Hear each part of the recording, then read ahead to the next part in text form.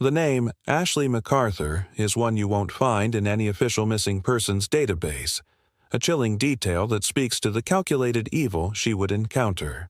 She was a woman who built her life on resilience and hard work, a 29-year-old with a warm, easy smile that belied the struggles she'd overcome. A single mother, her world orbited her young son, a bright-eyed boy who was the absolute center of her universe. Friends described her as fiercely independent, the kind of person who would give you the shirt off her back but was too proud to ever ask for one in return. She worked long hours as a waitress at a local diner, her hands perpetually faintly smelling of coffee and grease, her pockets filled with tips and crayon drawings from her boy. She lived in a modest, slightly worn-down apartment on a quiet, unassuming street in a mid-sized American city, the kind of street where neighbors waved but didn't really know each other TS business. It was this very anonymity that would become a critical element in the tragedy about to unfold. Her life was not a headline. It was a quiet, determined effort to build a better future, a story of quiet triumphs that made what happened next all the more horrifying. The last anyone ever heard from Ashley was a text message sent to her sister on a Tuesday evening. "Stop by the new neighbors to borrow some sugar. Back in a bit." The mundanity of the message was its most terrifying feature. The new neighbors were a couple, Jared and Melissa Miller, who had moved into the corner house just 3 weeks prior. They were pleasant, but kept to themselves. Jared was a broad-shouldered man in his early 30s with a quiet intensity, often seen working on his pickup truck in the driveway. Melissa was quieter, a wisp of a woman with nervous eyes who always seemed to be one step behind her husband, both literally and figuratively. They were the picture of an unremarkable, working-class couple. They didn't throw loud parties. Their lawn was mowed. They were, for all intents and purposes, invisible. When Ashley didn't pick her son up from daycare the next day, the first cold tendrils of panic began to curl around her family. She wasn't answering her phone. Her apartment was empty, her purse and car keys still sitting on the counter. The only thing out of place was a single, full bag of sugar on the kitchen table. The investigation began with the quiet desperation that characterizes every missing persons case in its early hours. Detective Miles Henderson, a man with a weary face and a mind that cataloged inconsistencies, took the lead. He knocked on the Miller's door. Jared answered, wiping his hands on an oily rag. He was calm, cooperative. Yes, Ashley had stopped by last night. She was lovely. They'd chatted for about 15 minutes about the neighborhood, and then she'd left. He even remembered her saying she was going to bake cookies for her son. Melissa, hovering in the background, simply nodded, her arms crossed tightly over her chest. There was nothing overtly suspicious, but Henderson's instincts, honed over 20 years on the force, prickled. It was all too clean. There was no evidence of a struggle at Ashley's apartment, no financial activity, no hits on her phone. It was as if she had simply vanished into the ether of her own quiet street. The case grew cold with terrifying speed. Without a body, without a crime scene, there was nothing to pursue. The media coverage was a brief, local flicker before dying out. Ashley's family papered the town with flyers, her son's smiling face staring out from lampposts, a heartbreaking monument to a mystery that everyone, except Detective Henderson, seemed willing to forget. For 6 months, the case file sat on Henderson's desk, a constant, nagging weight.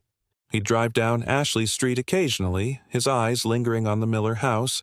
It was always quiet. Then, a break. A city water department employee, reading a meter in the alley behind the Miller property, noticed something odd.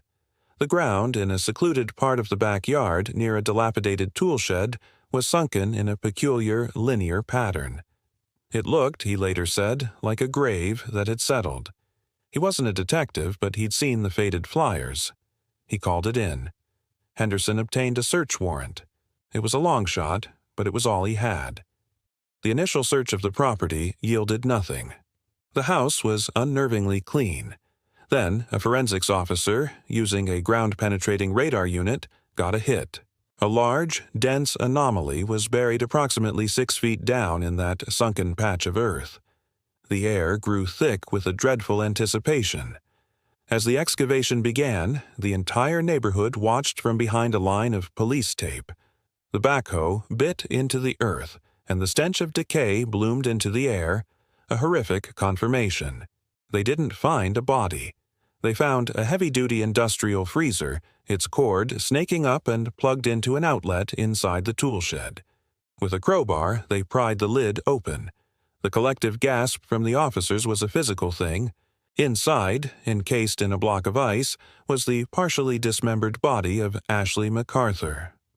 The discovery sent shockwaves through the community and the police department. This was not a crime of passion.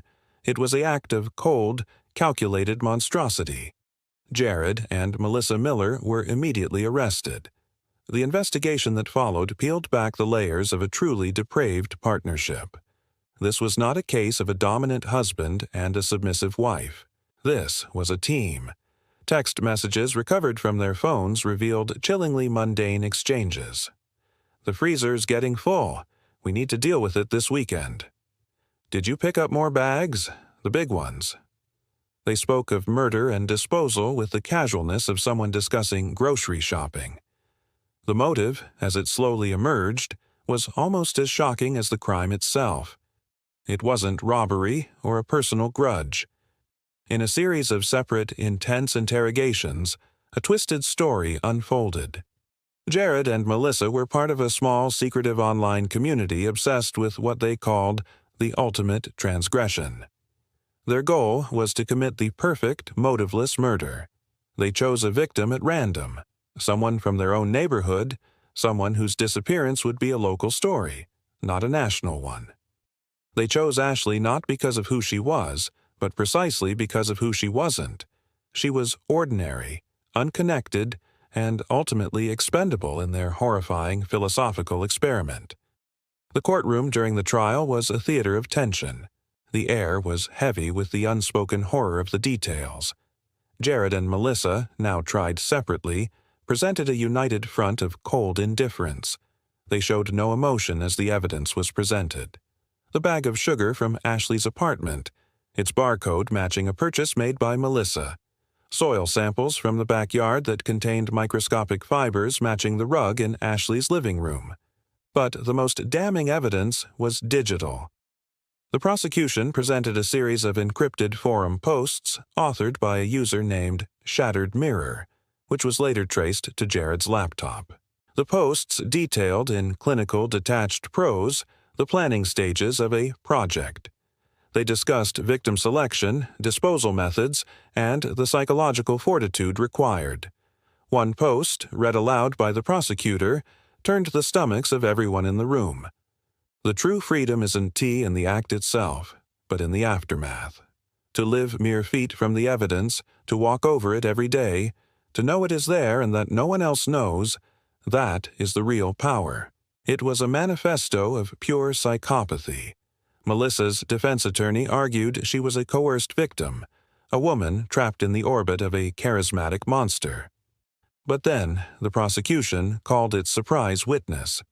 It was Ashley's older sister. Through tears, she recounted a conversation she'd had with Ashley weeks before her disappearance, a detail she'd forgotten until the trial. She said the woman, Melissa, had given her the creeps. She said she had dead eyes. But she said the husband seemed nice, seemed to keep her in check. The testimony flipped the narrative. It wasn't Jared controlling Melissa. It was a mutual, symbiotic monster. Melissa wasn't afraid of Jared. She was his equal partner in depravity. The climax of the trial came, not with a screaming confession, but with a quiet, devastating piece of evidence. The prosecution introduced a video. It was a short, shaky clip, recovered from a deleted partition on Jared's phone. It showed the Millers' living room, from the perspective of someone sitting on the couch. In the foreground, you can see Melissa's hand, calmly holding a glass of wine. The camera pans to the front window, which looks out onto the street. The focus sharpens on Ashley McArthur's apartment across the way. You see Ashley through her own window, dancing with her little son, lifting him into the air, both of them laughing. The video was time-stamped the night she disappeared.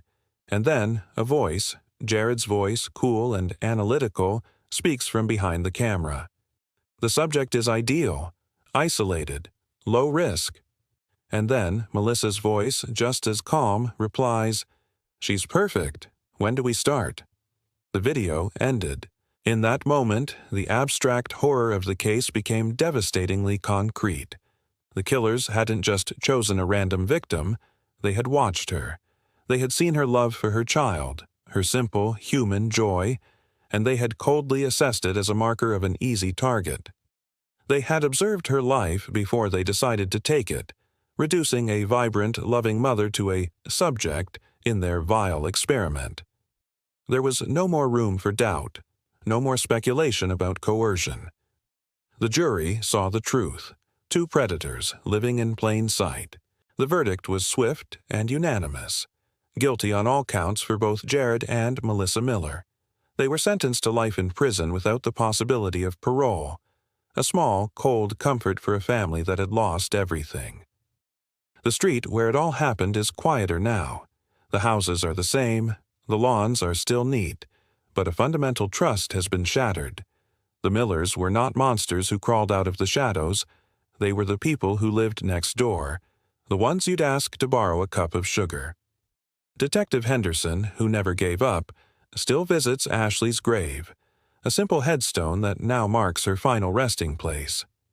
He thinks of her son, growing up without a mother, and of the terrifying banality of the evil that took her. The case left an indelible scar on the community and on everyone who worked it, a permanent reminder that the most dangerous predators are not the ones who lurk in dark alleys, but the ones who smile at you from across the street. The most terrifying monsters are the ones who help you look for the missing. If stories like this keep you hooked, hit subscribe for more.